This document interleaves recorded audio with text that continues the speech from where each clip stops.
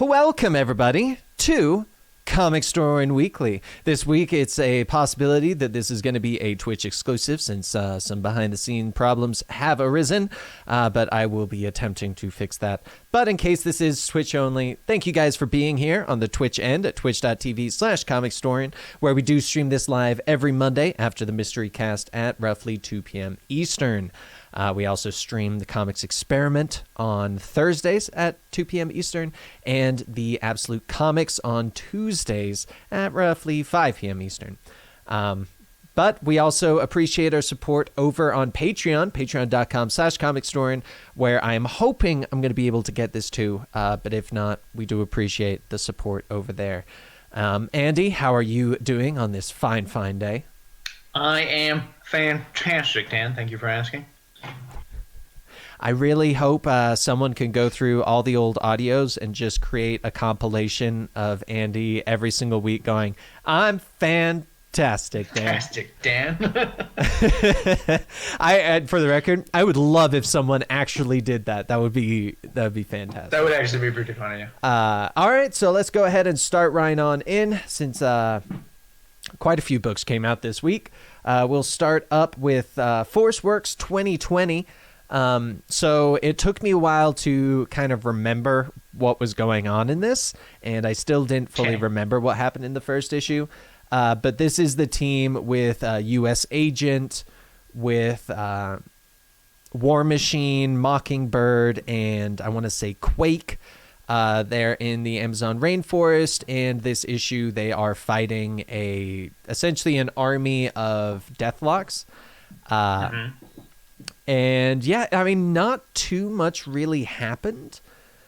Like, I felt like it was kind of lackluster of an issue. I mean, it had some cool bits, but all in all, it just did not grab me. It would not be one that, if it wasn't required for the Iron Man 2020 thing, I probably would not be reading this one.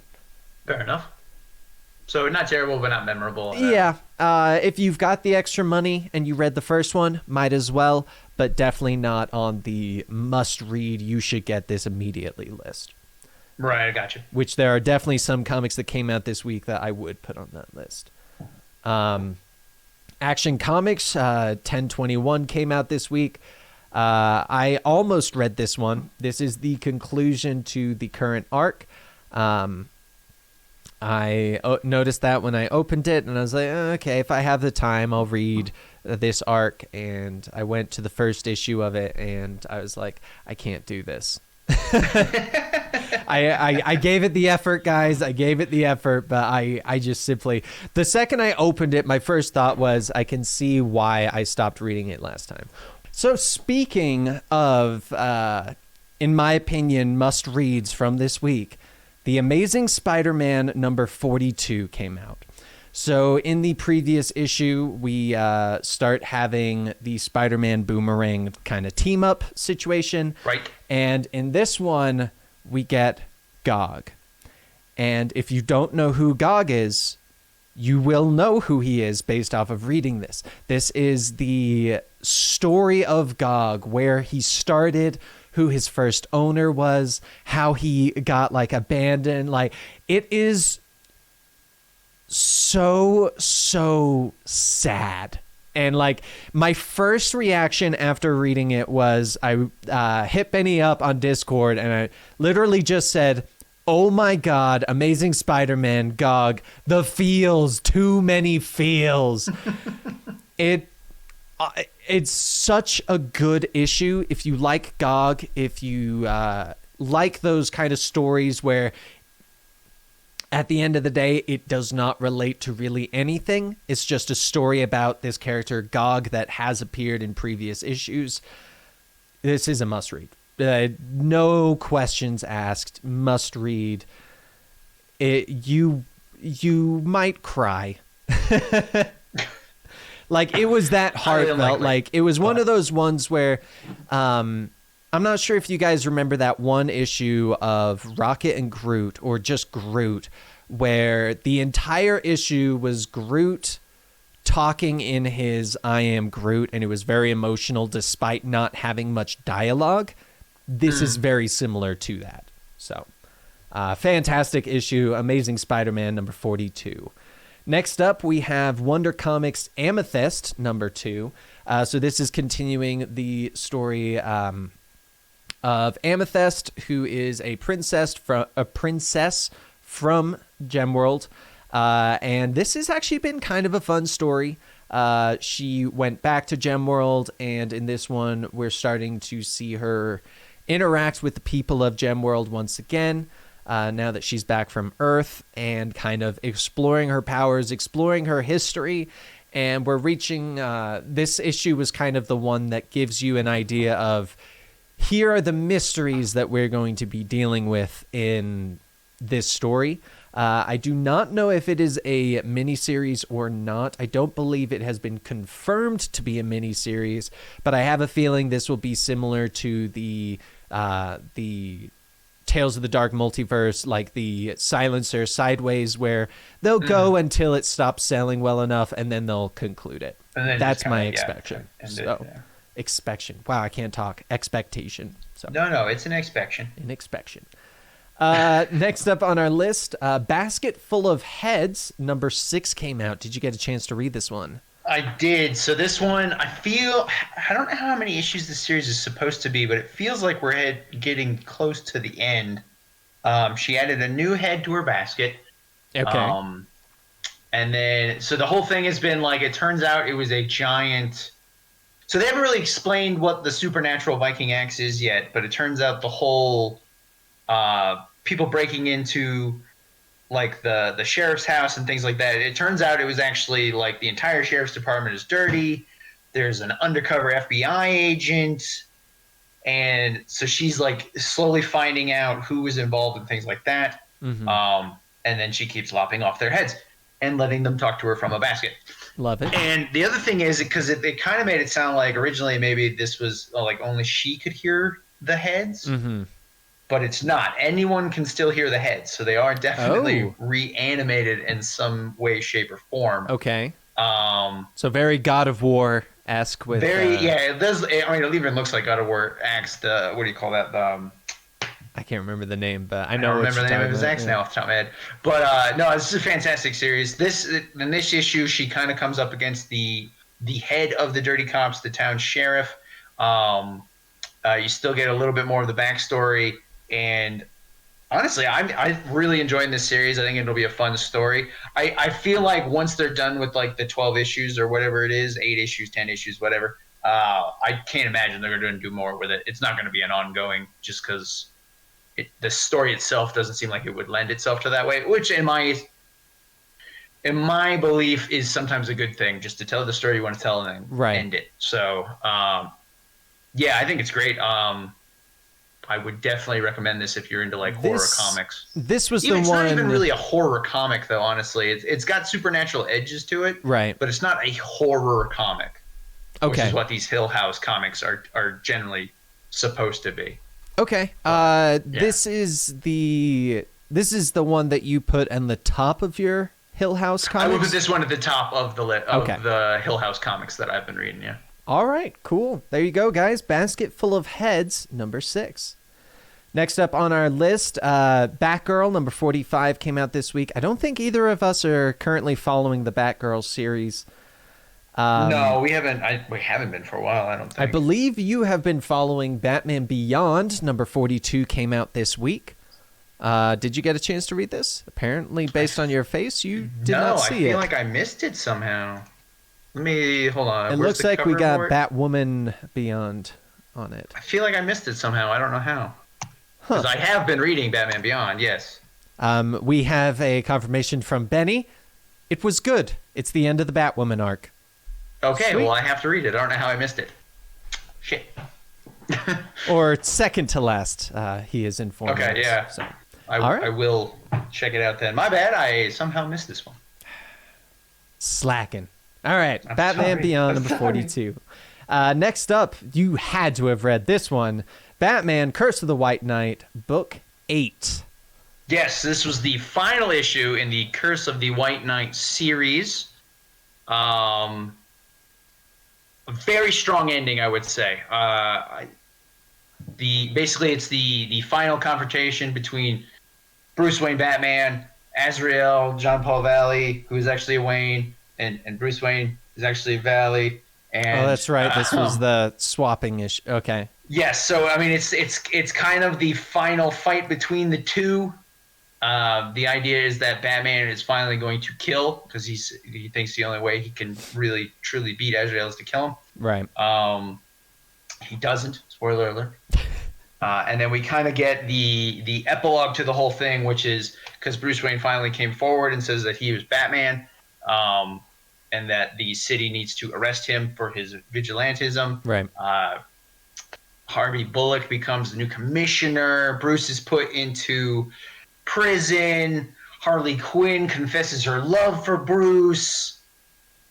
And then Jason Todd shows. It was a great ending. Okay. I would strongly recommend it, and it definitely sets up for what Sean Gordon Murphy has confirmed. There will be a third to the series called Beyond the White Knight, which I'm really hoping he's going to bring in Batman Beyond, kind of link that into this world. That would be cool. Yeah, if you have been reading this series, pick up the last issue. I don't know why you wouldn't. If you have not been reading this series, I would strongly recommend it once it comes out on graphic novel form. I very much liked it. I liked the art. I liked the writing. I think it was fantastic. Was it confirmed? I know we had been talking about it, that Sean Gordon Murphy is getting to create kind of his own universe. Essentially, it's basically like his own version of the Batman universe. Yes. Okay.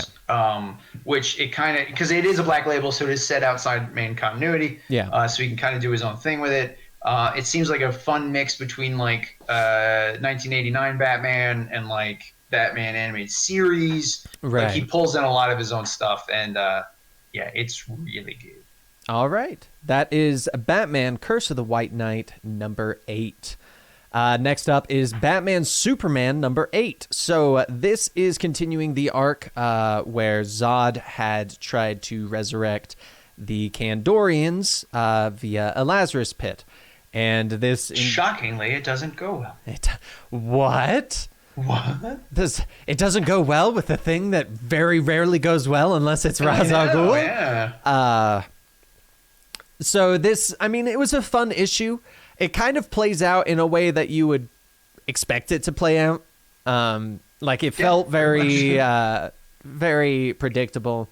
It was still a fun story. Honestly, I still thought it was a good issue. It was a fun story, but like since the first arc was obviously set around the infection and the Batman Who Laughs, like I feel like this newest arc is kind of.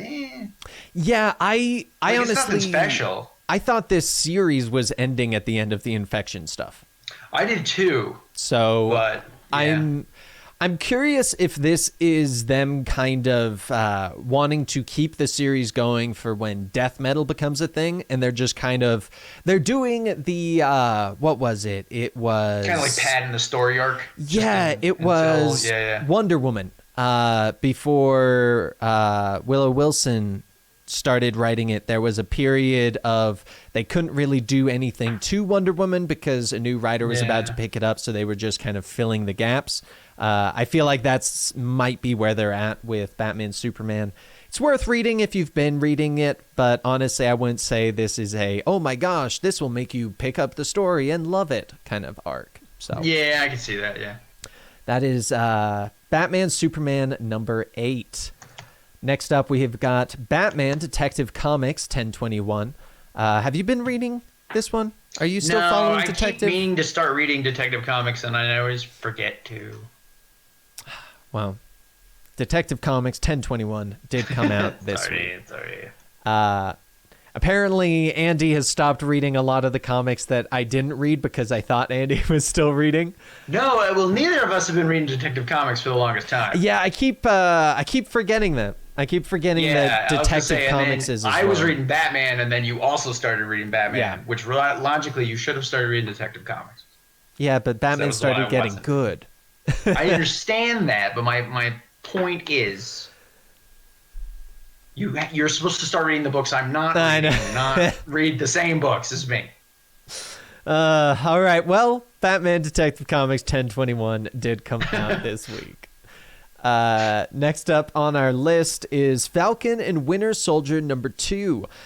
So if you read the previous story, the two of them joined up a kind of an organization in the U.S. government, was essentially trying to find ex-Hydra people to try and recruit them to the good side. And then stuff happened. This kid named the Natural showed up, beat the crap out of Winter Soldier and Falcon. And in this issue, the two of them are going to try and find the kids so that they can get their payback, as well as trying to find the apprentice of Baron Zemo, who was supposedly killed by the Punisher. This one goes in some very interesting directions. We kind of see what happened out of Punisher killing Zemo, which it was a very fun interaction. I don't want to give away too much because I feel like it would spoil this one, and I don't feel like it's needed for you guys to want to read this. If you enjoy the two characters, definitely pick it up. It's a fun story between the two of them and kind of getting their dynamic, and prepping you for the show. I doubt this story is going to be related to the show, more of just hey, these characters, get interested before we interest you even more. That would be my guess. Yeah. Did you get a chance to read this one, Andy? I did not. I meant to, but I knew you had read the first one. Yep. So I was like, oh, well, let him have that one. Yeah. I think, honestly, if you enjoy the characters, definitely pick it up. I keep meaning to read it on my own time because I'm a big fan of Winter Soldier, and I also really like Falcon, so. I would say pick it up, especially since we own it. I think you would really enjoy it. Yeah. And, like I said, if you guys enjoy the characters, definitely pick this up. Next up on our list is Far Sector #5. So this is continuing the story of the Green Lantern that is in the Far Sector, with her very interesting Green Lantern. This is kind of a ramp down issue. We get the history behind this Green Lantern, which is a very kind of cool history. I did enjoy it. I really enjoy origin stories when they're told well. And I felt like this one was told well. You did not feel like they skipped out on important bits, but I also didn't really feel like it dragged on certain bits, like some origin stories do. If you have been reading this, if you like the noir style of the Green Lantern story, definitely keep reading this. It's still very, very fun. I felt like this was not so action-packed that I would say, oh, definitely pick up because of this. I feel like I actually don't know how long this story arc's going to go. I don't know if it's going to be one of those mini arcs with an overall arc, or if this is just a longer than normal arc. But I'm still enjoying it. I still think Far Sector is really good. If you want a Green Lantern story, I would say this is the better of the two to get. But then again, I also have not really been reading the Grant Morrison. I'm going off of what other people have said about Grant Morrison's run. So take my opinion with a grain of salt there. I'm assuming you have not been reading Far Sector. No, I have not. Okay. All right. Next up on our list, Future Fight Firsts. I love this. So it's the origin / just kind of explaining this character of, I want to say this was, this wasn't Luna Snow. It's the girl that's a Kumiho. So she turns into a fox, and she was raised by her mom to never turn into a fox, but she had to save her friend. Like, it's just kind of the introduction to the character. I really enjoyed it. Part of me feels like this might have come out as a director's cut a long time ago. I don't know, but I feel like I had read the story. The cover looks really familiar, too. Yeah, I feel like this or another version of this comic came out a while ago, because it was one of those stories that I read and I was like, this seems so familiar. Like, it seemed very, very familiar. So if you recognize the character of the Kumiho, the White Fox, the South Korean superhero, check the older issue. Make sure that it is not the same, so you don't accidentally spend your money twice.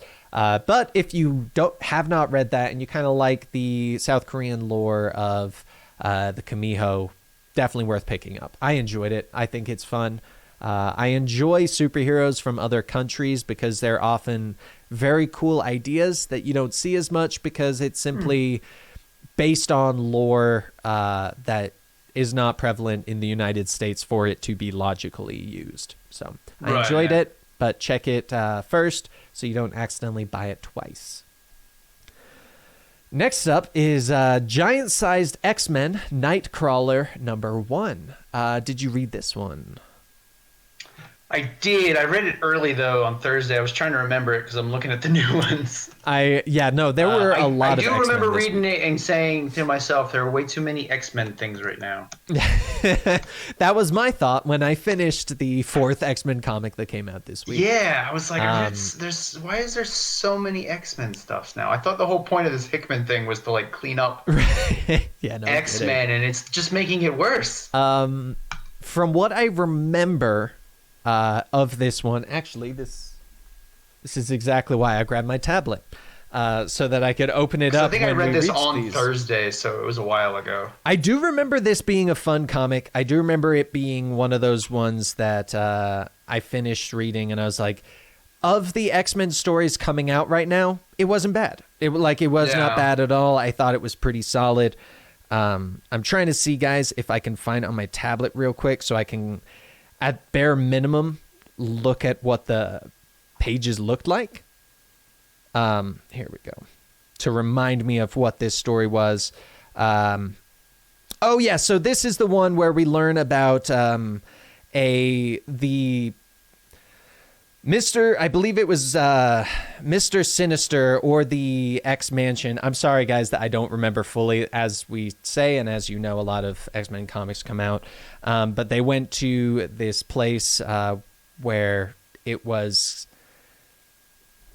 kind of overrun by this alien species, and it was just a fun little one-off. It concludes itself.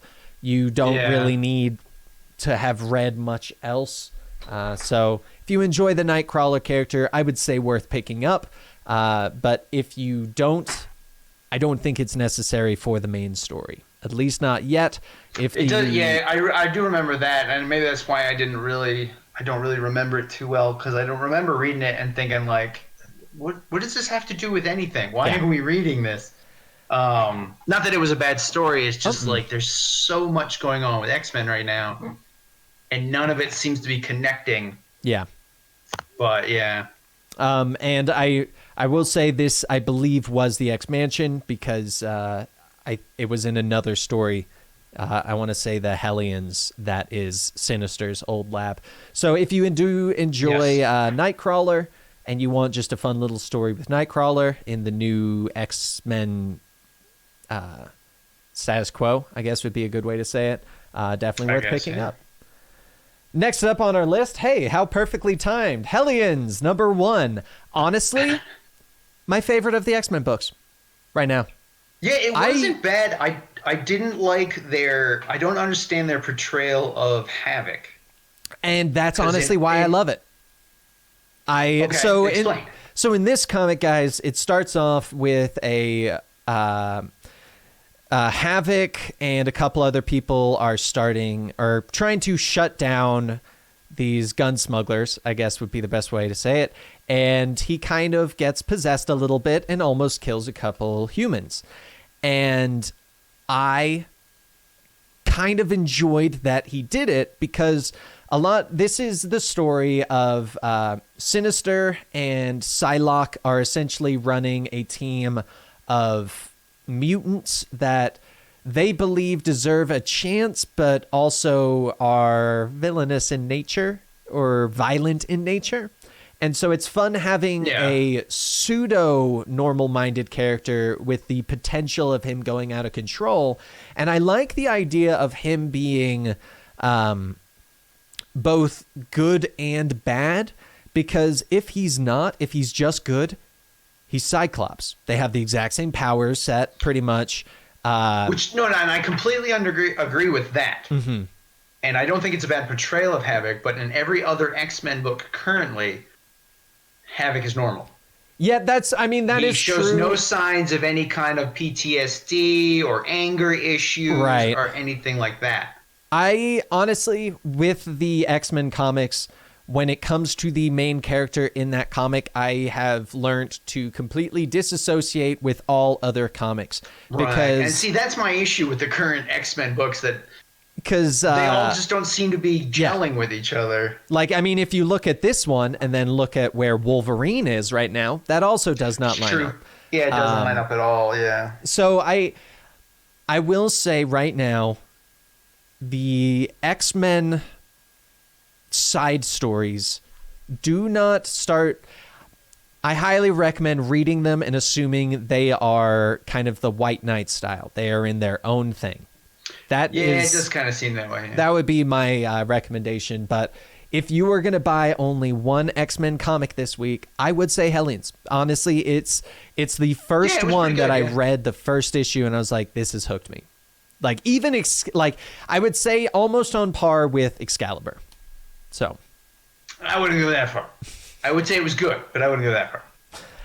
So Hellions #1, I think it's got a lot of good potential. Like I think it's got a lot of potential. So next up on our list, the Immortal Hulk #33. This is also Legacy 750. Obviously, they want you to know the legacy numbering because it's kind of a big number. Were you able to read this one? I know you. I did. Okay. Yeah, I still haven't been. This is getting back more into like the Twilight Zone aspect of it because we kind of moved away from it, or it had been the last couple issues. This one wasn't bad. It was kind of weird seeing the art kept jumping, which I didn't like. Yep, same.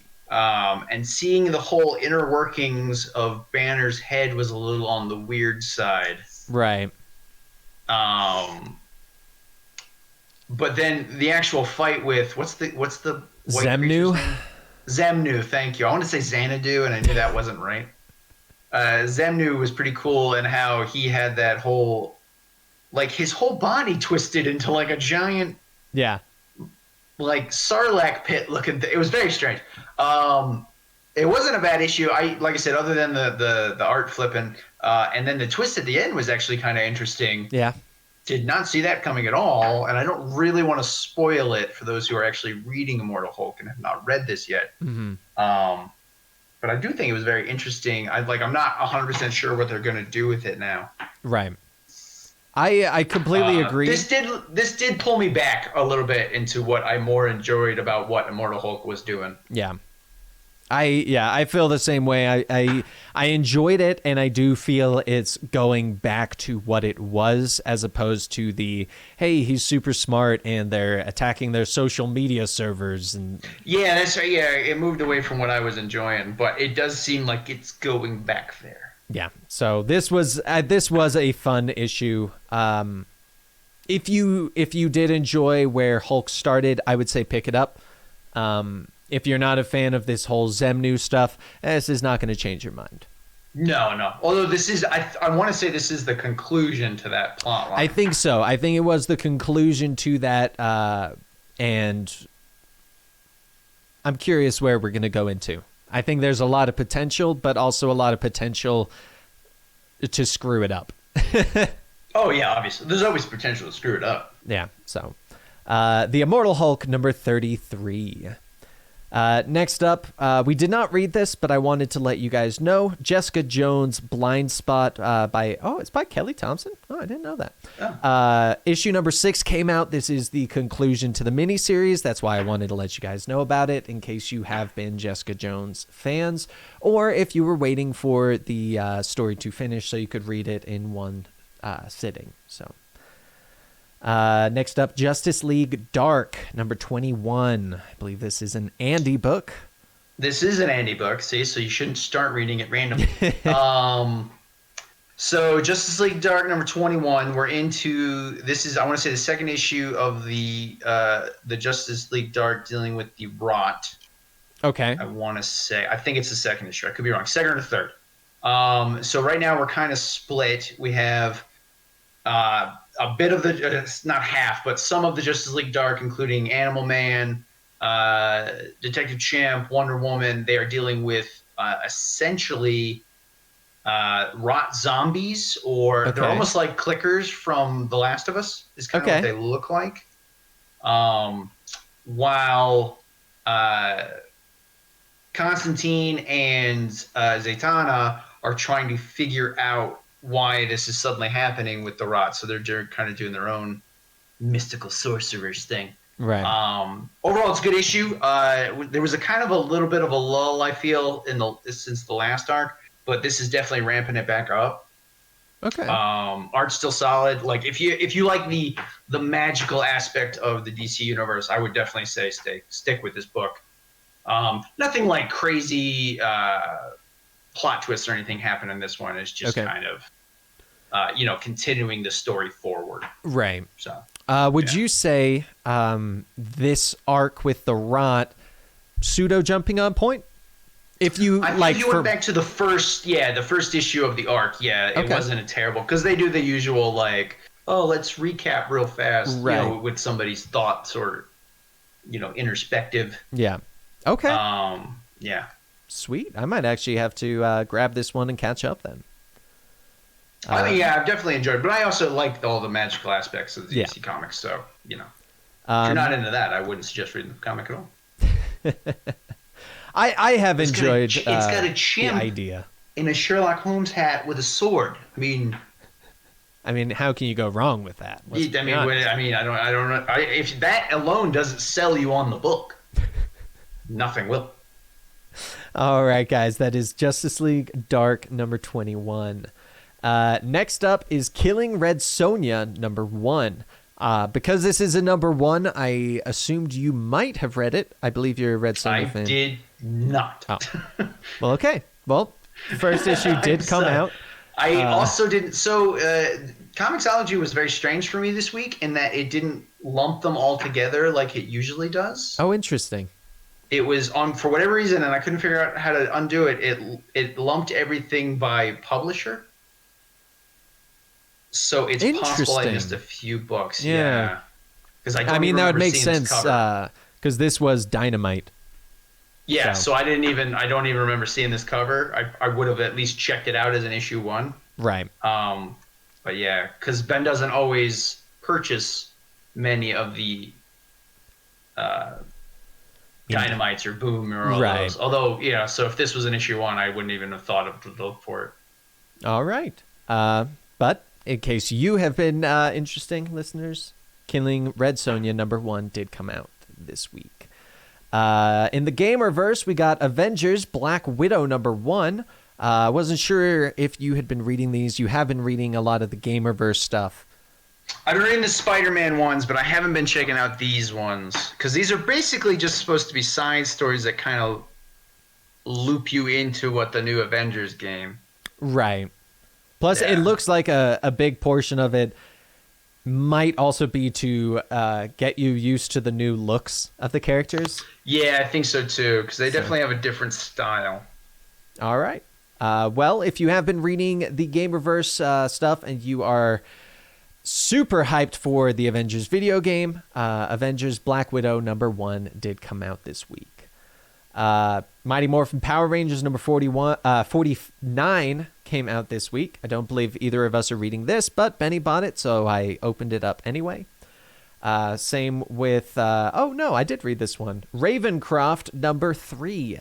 I'm assuming. I also read this. Okay, why don't you talk about this one a little bit then? So this one we're dealing. I'm going to start off by saying where the Ravencroft comic went was not where I thought it was going to go based off of the original miniseries. Yes, 100% agree with you there. Honestly, I'm not really enjoying it. Yeah. So this issue, because we've had Frank Castle's in Ravencroft right now. So it starts off, they're kind of dealing with that situation. And then it kind of jumps over to like Werewolf by Night dealing with, and I don't even remember the villain's name. Hyde. Hyde, thank you. I know it was like something along those lines. And then it jumps again to them dealing with like the strange mutations that are in the, I don't know, like, I'm not really sure what I thought. I felt from the miniseries we were going to get more of like a spooky kind of supernatural kind of look at like the Marvel history and things with Ravencroft, which is what the miniseries felt like to me. Whereas this just, I don't feel like this really has any kind of like direction to it. Yeah. I feel it's really random. I feel like it's got the Immortal Hulk syndrome. It started off with a great idea, good story, then kind of went in a weird direction that I wasn't sure about. So I'm kind of hoping it does the full Immortal Hulk and circles back to, okay, now we're getting into something that like might be a lot more side enjoyable. Of the Marvel universe. Yeah. Yeah. But it definitely was not an issue that I would say, oh, you have to get this issue. And like the cover itself, it like shows like Werewolf by Night and he's strapped down and it looks like he's trying to, and like none of that is in the issue. Mm-mm. Like the cover shows you maybe this like creepy story with Ravencroft, and like none of it is in there. Yeah. If anything, like the actual comic itself feels more like a jail procedural comic. I could see it. If that makes any sense. I could kind of see it. Yeah, like it doesn't seem that interesting. Yeah. But I mean, that could just be me. No, it's definitely not just you. But yeah, Ravencroft number 3, like he said, very weird direction, feels very slow, very all over the place. We'll see if it cleans itself up as time goes on, but definitely not an issue that I would say you have to go out and buy this. So Nah, I wouldn't. Red Hood Outlaw number 44 came out this week. I actually meant to read this one. Damn it. Well, I did, Dan. I know. You did? Okay, tell me about it. Yeah, I've been reading these ones. I feel like you don't know which ones I actually do read. No, I clearly don't. I feel is the problem. I feel like we need to sit down and we need to say which ones we both read. So this one, this gets back to what I liked about Red Hood and the Outlaws, which is Red Hood and the Outlaws. All right. Not his lame Z-Squad possible future supervillains that will probably never really be supervillains in any comic. So this one sees them on a mission in, I want to say it's a South African country, but I can't remember off the top of my head. So you got Artemis is going undercover as a rogue Amazon who's hiring herself off as a bodyguard, while Jason and Bizarro kind of go undercover in a hot dog truck. Yes, they have a food truck. Love it. And Bizarro was really into it. And they're kind of working with like the U.S. government to try to take out these possible what's the word I'm looking for? There's a possible supernatural terrorism / possible war crimes. Okay. This is essentially what it is. So basically the story is about Red Hood and the Outlaws. They're undercover, and they're trying to deal with this. And then some of the stuff from Jason's past kind of pops up. I liked this issue. Did not previously like. I want to say it was like the last 2 arcs. Okay. But this gets back to what I enjoyed about Red Hood and the Outlaws, which is Red Hood and the Outlaws itself. Them doing superhero stuff kind of on the fringe of what is really okay for superheroes to be doing. Right. So I would definitely, yes, it was Essence. Somebody said it in the chat there. I would definitely recommend this if you enjoyed Red Hood and the Outlaws, if you liked him as the teacher of a lame squad of lame supervillains. I don't know why you like that, but stop reading. I don't know. This I would definitely recommend this if you were a fan of the previous style. So this is the start to an arc then? Good jumping on. This is the start to the arc, yes. All right. It doesn't really recap you, though. It sounds like the story arc, you don't really need to know much, just that they are the Outlaws. Really? Yeah, if you have at least an idea of who Red Hood, Bizarro, and Artemis are, you should be good. It doesn't talk about how, like, I guess they kind of briefly mention how Bizarro and Artemis went to a different dimension, how Red Hood couldn't find them, and things like that. So I guess if you're a few arcs behind, they'll tell you enough. But if you don't know anything about the characters, this won't help you at all. All right. That is Red Hood Outlaw, number 44.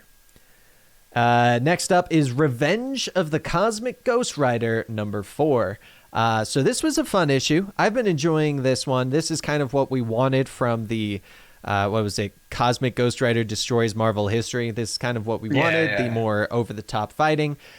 This entire issue is, if you remember last time, I want to say, I can't remember her name. The girl that was with him, the Scrapper, she got sent through a portal. Turns out the portal sent her back in time, and she sees the Cosmic King before all the bad stuff happened.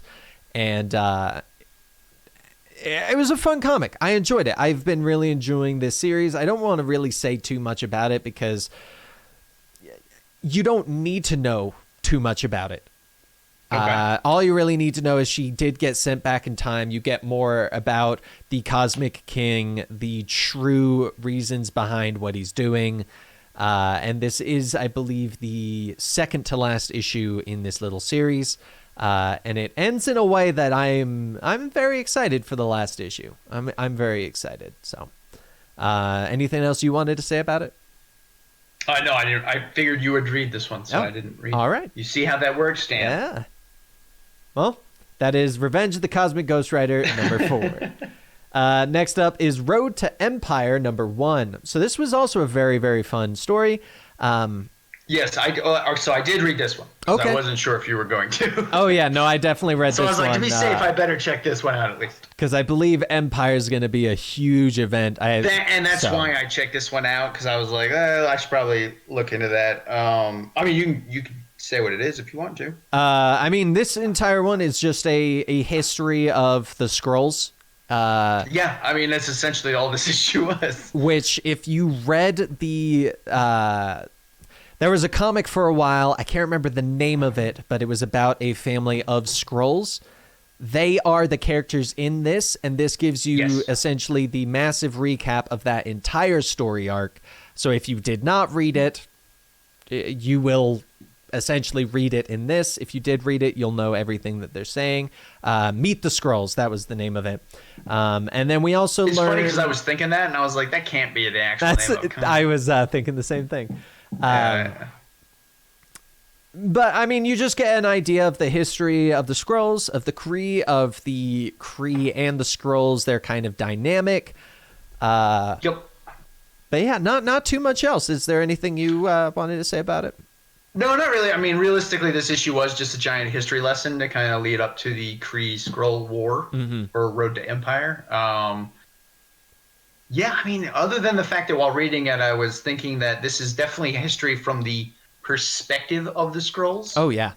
Because they talk about how the Kree are just barbarians and all they wanted was war, and the Skrulls were, just a peace-loving people. They didn't want to... but yeah, I mean, if you felt you need the history lesson leading up to Road to Empire, or to Empire, this is definitely a good issue, I think. I'm kind of hoping we get a Road to Empire number 2 that has it from the Kree side. That would be interesting. I think that would be really fun. There's the Kree undercover family as well. So yeah. They have the potential. Oh wow, this one's also Kelly Thompson. That explains why I enjoyed it so much. She is a good writer. She is good. So, Road to Empire number 1. I honestly would say this kind of. If you did not read Meet the Skrulls, I would say this is a must-read because Empire is going to be a big event in Marvel coming up soon, and this will give you, as far as I'm aware, everything you need to know as to why they originally were fighting, and I think that's essentially it. I mean, there's really no other way to say it, so that is Road to Empire number 1. Next up, Scream, Curse of Carnage, number 5. I actually did not read this one because I started to, and I realized I don't think I've read this entire series, excluding issue number 1. I don't think I read any of these, and I saw it, and I was like, I think Dan is reading those, but I'm not sure. Yeah. So, Scream, Curse of Carnage, number 5. If you have been reading it, the new issue is out. Next up is Star, number 3. This is still a fun story. It is the fallout from the Kelly Thompson Captain Marvel story with Star, who absorbed her powers, kind of did that whole thing. At the end of that, she got fused with the Reality Stone, and this is the story about how everyone's reacting to this and how she's reacting to this. Not too much happens. Not really too much happens. Still a fun story. If you have been reading it, I would definitely say keep reading it. I wouldn't say this made me go, you definitely need to start reading it. But it was definitely not one that you'll read this and go, I think I'm going to fall off the story. It keeps you engaged, but it does require you to have enjoyed the character, the concept, and the story up to this point. So Right. Okay. that is star number 3. Next up is Star Wars Bounty Hunters number 2. So I know you did not read this. So let me, no, go for it, Andy. Tell us about Star Wars Bounty Hunters number 2. Hold on. I read it earlier in the week. I just got to look at the cover real fast. Okay. Yeah. So this is the continuation of the obviously Star Wars Bounty Hunters. You learn a little bit more about this whole, what's the word? Like the betrayal of the whole bounty hunter team, which I don't know why you would betray a group of bounty hunters. It doesn't seem. I look at it like more as why would you ever plan? trust a bounty hunter? Yeah. Well, so because every team, every bounty hunter that was on that team has a different relationship with the one who betrayed them. Yeah. I want to say so Lash. It's all kind of like they all want a different thing from this. So yeah, I would say out of the new series, this and Vader would probably be the best ones. I don't know if I would say best. This is an interesting one if you like that outlaw side of Star Wars. Yeah. I wouldn't say it's like crazy. Oh my God, I didn't see that happening, or I didn't see that coming. Right. But it's always fun to see, people shoot people in Star Wars, I guess. Right. Plus, it's got some fan favorite characters. Obviously, you're going to get Boba Fett, you get Bosk in there. But yeah, it's interesting to see because the main character is, I guess, technically is Valance. I think, or at least so far it is. Yeah, like he's essentially the main character, but you also get the events from everybody's perspective at the same time. Mm-hmm. So, yeah, I really enjoyed it, honestly. The art's really good. I don't know who the artist is off the top of my head. I don't recognize the name. Paulo. Yeah, Villanelli. I don't recognize that name. Yeah, he's probably done. He looks familiar from all the other Star Wars comics I've been reading. So I want to say he's done other stuff. So it's pretty solid. Like the action is very dynamic. Mm-hmm. Yeah, I've enjoyed it. I feel like this one kind of is the epitome of that meme from Sonic where it was, wow, I did not expect that. But I expected to not expect something, so I expect. Yeah. I feel like this is just an entire story of that kind of thing of, they're going to betray them in some way, but I don't know how. Right, yeah. So, a very fun story. I would say worth picking up. It's only on issue 2, so it's not even like a big catch-up. So it's not like you're not super far behind. And I want to say this is probably, because Marvel does that with a lot of their Star Wars now, where it's usually a 5 to 6 issue mini, and then that's it. They call it good. Right. I don't know if this one is supposed to go beyond that. Yeah. I honestly couldn't say. I would say that it probably isn't because it's not named it's not named like Boba Fett or something. I feel like this has potential for them to go, okay, cool, that was that. Let's go to different bounty hunters. Yeah, I mean, which is completely possible. And on Comicsology, you can only pre-order up to issue 5, so it's possible that it will just be a 5 issue. All right. So that's Star Wars Bounty Hunters number 2. Next up on our list, Stranger Things number 3 came out this week. I don't think either of us are reading this. I think it's a Ben book. But it is number 3 of 4, so if you have been reading this, might as well keep going. Sure. Next up on our list is Suicide Squad number 4. So this is currently the Tom Taylor run with Suicide Squad. I've been enjoying it. I like it because it is not it's not a standard Suicide Squad comic, and I love that about it because you could predict what would happen in the older ones. And this one so far, I'm like, oh, I really was not expecting them to go in that direction with this. I also like Harley's general attitude in this one where she's like, like, oh, I'm a doctor or I'm a therapist. I can get it out of you. Right. Subtly. Yeah. And then they wake up after being drugged and they're like, what is that? And they're like, she's like, ether. It's very subtle.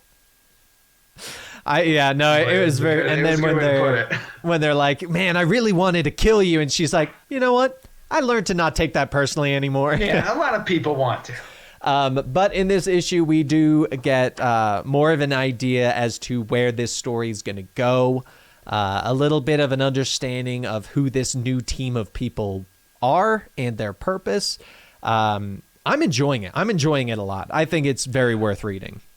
I'm enjoying it. I would say the new team of people aren't that... I can't see them surviving past this arc. Okay. Because they don't seem that memorable. I feel like there's going to be two of them that are going to survive. Yeah, like there's a couple that and their backstory itself was kind of interesting. They kind of went over it a little bit in this issue. But the actual characters themselves don't seem that memorable. Right. They don't have the usual Suicide Squad gimmick. If anything, a lot of them seem like the character that you're like, all right, that character's definitely going to die. Right. In some way or form in this arc, you know what I'm saying? Like when Slipknot showed up in the movie, and you're like, okay, that guy's gonna die in the next 20 minutes. Yeah.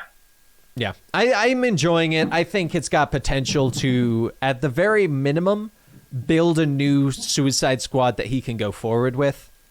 Yes. Which I would be very excited for. Tom Taylor's doing a great job with this, and like we were saying, he's definitely going to kill off people because Tom Taylor even came out saying, hey, guys, guess what?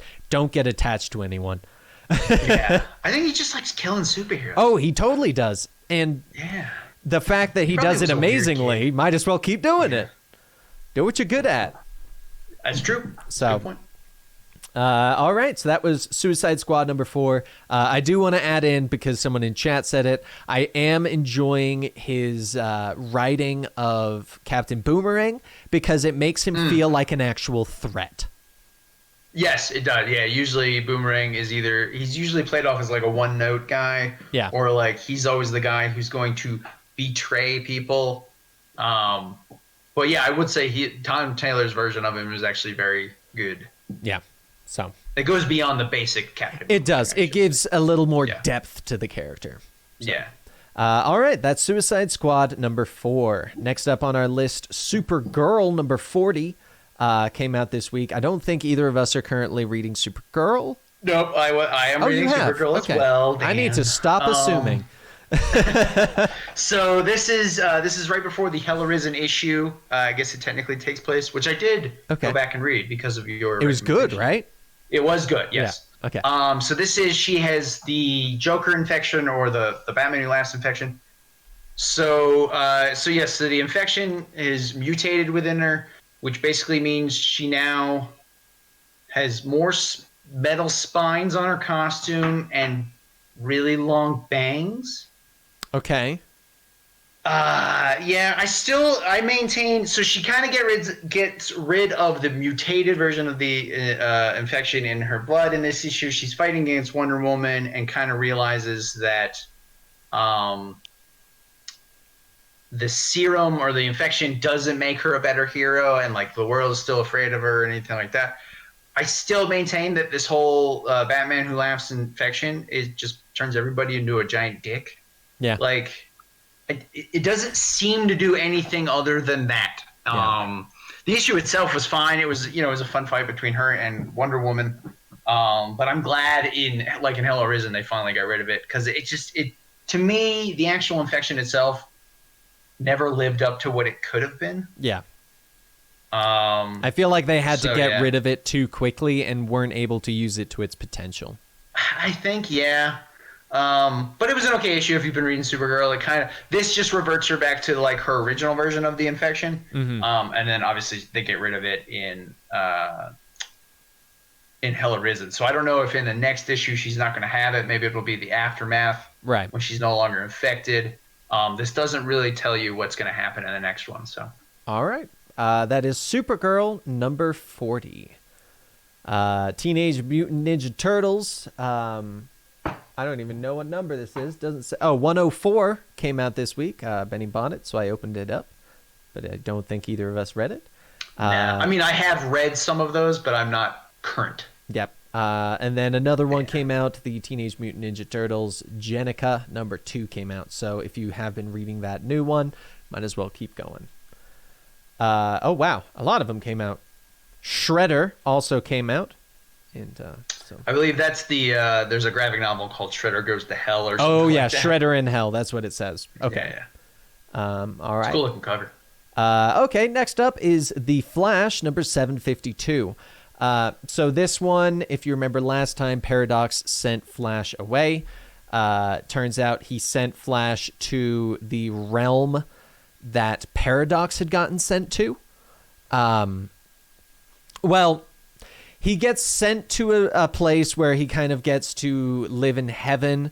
Some interesting things happen. He finds himself in the new realm of the outside of time, and we get to see how Barry deals with that and what he does to try and get himself back into the normal universe. Very interesting, a very interesting comic, and it does involve some time travel. Of course it does. I won't explain how the time travel is used, because I do think it's very worth reading to understand the entire issue. I did enjoy it. I thought it was actually pretty good. Nothing too crazy happens, but I did feel like it was a good issue. So, The Flash #752.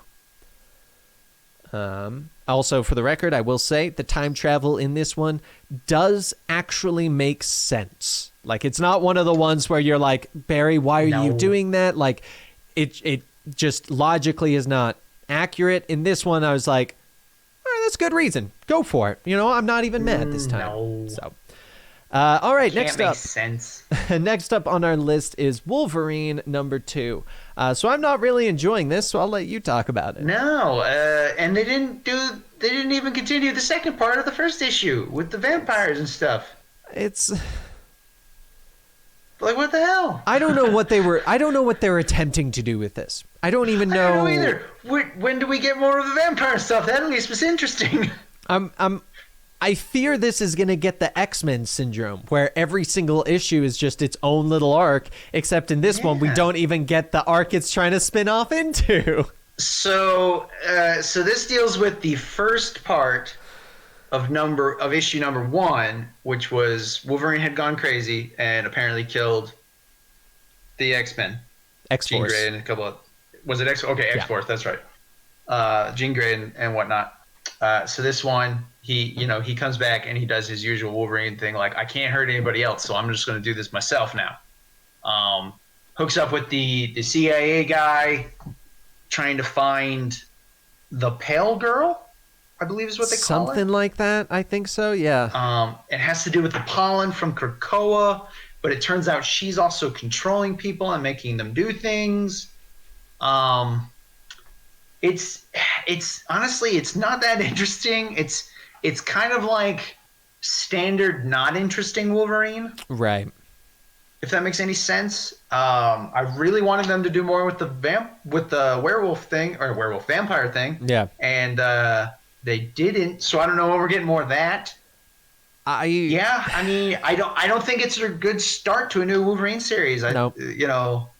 I think it's a bust. Honestly, 2 issues in and I'm not really intrigued. Yeah, I'm actually very surprised at kind of how bad it is, or how much I dislike it, because of the fact that it's Wolverine. Like, it's one of your biggest sellers. It's not bad. It's literally just meh. Yeah. Which is, in a way, almost worse. Yeah. It needs a solid story, I feel, and it doesn't have it. Wolverine #2, meh. Maybe hold off if you haven't been reading it so far. Now, if they return to that vampire plotline, that would be cool. I'd be excited. Well, Wolverine essentially becomes Blade. Even better. Especially if he gets his own little boy thing, too. That'd be funny. There's just a bunch of them. It's like Jarro running around. That'd actually be pretty cool. Wonder Woman #754 came out this week. Have you been No, I haven't been reading Wonder Woman. Okay, I was going to assume it, but I don't have a good record Solid, with that right now. Solid, yeah. All right, so coming to towards the end, we have X-Men number 9. This one is actually continuing the arc from the previous issue. I was super surprised. Me I was too. waiting for a new plot line to jump into. Me too. It gives the explanation as to what the King Egg is, why the Brood wants it, and kind of the conclusion of this. I feel like the conclusion was super abrupt and kind of dumb. Incredibly abrupt, incredibly dumb, and very weird potential. I don't know what it means. I mean, it was another okay X-Men issue. Yeah. Yes, it wasn't terrible, but yeah, it wasn't anything mind-blowing either. And then, like I said, the ending, which, if you're reading X-Men, I don't want to spoil it for you, but to me, it was very abrupt and kind of dumb. Yeah. And, I mean, there's not really too much else to say about it. Yeah, honestly. Yeah, so... Yeah. X-Men number 9. It's a thing that exists. Okay. The art's pretty good. Yeah, I have been enjoying the art. Yeah. All right, and that brings us to our last comic of the day. X-Men and Fantastic Four number 3. I have never read a more infuriating comic. Can we point out how many terrible decisions these people are making? Yes, it's nothing but terrible decisions, and I just don't. On everybody's part. I'm just so shocked at how they're just so cavalier about, oh, you mean we committed espionage and essentially a war crime? But no, you got to deal with it. Everybody's upset. We're mutants. Yeah, it was such a all over the place. I am disliking it. I don't like the portrayal of any of the characters in this. It's making me dislike the Fantastic Four even more than I disliked before. Yeah. You know whose portrayal I did like? I think I know exactly who you're going to say. Okay, you say who you think it is. Dr. Doom.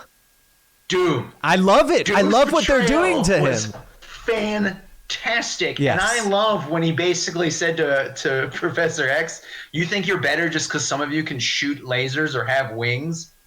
Yeah. What does he say? He's like, he said something like, you're insulting, that's insulting. Yeah. He said something along the lines of he earned his intelligence, whereas he was not just born with it.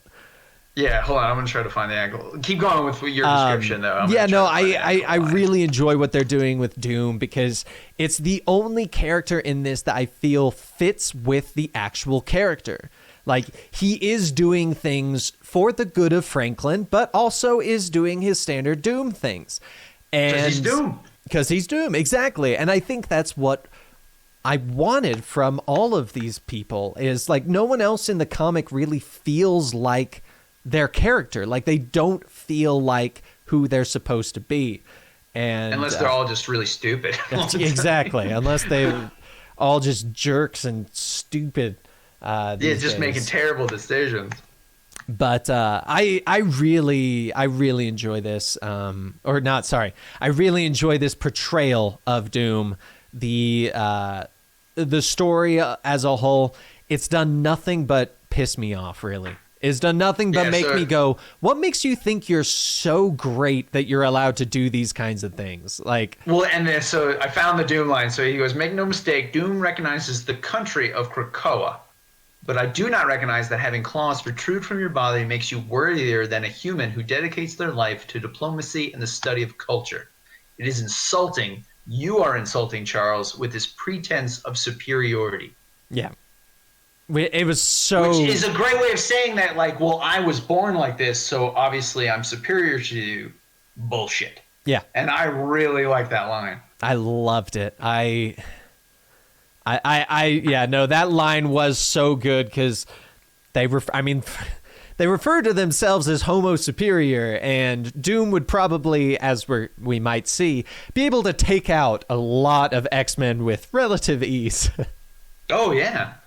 So I like it. Then he kind of maneuvers them into basically committing a war crime. Yes. Or Lotberry. I was like, man, that was pretty smart too. It was pretty smart, and I feel like he's done it before. I feel like that's not a abnormal thing for how he did it. I feel like that happened before, or it's happened in a different story. I feel like it did, yeah. But anything else you wanted to say about X-Men Fantastic Four number 3? No, just, yeah. I mean, pretty much everything you said there. I don't understand why they keep making terrible decisions. Yeah, I don't get it. But yeah, I'm not enjoying the book very much. Yeah. All right. Well, that brings us to the end of today's episode of Comicstorian Weekly. We thank you guys so much for being here, since we do stream this live every Monday on twitch.tv/Comicstorian at roughly 3 p.m. Eastern. We do start the stream at 2 p.m. Eastern with our mystery cast with me, Andy, and Gary. Super fun time. I definitely recommend joining us for that. Thank you so much, guys. We are supported by our subscribers over there, as well as our Patreons at patreon.com/Comicstorian, where for $2 minimum, you get access to this podcast, other podcasts, great early access content. We really appreciate you guys, and we will see you next week. Bye, everybody.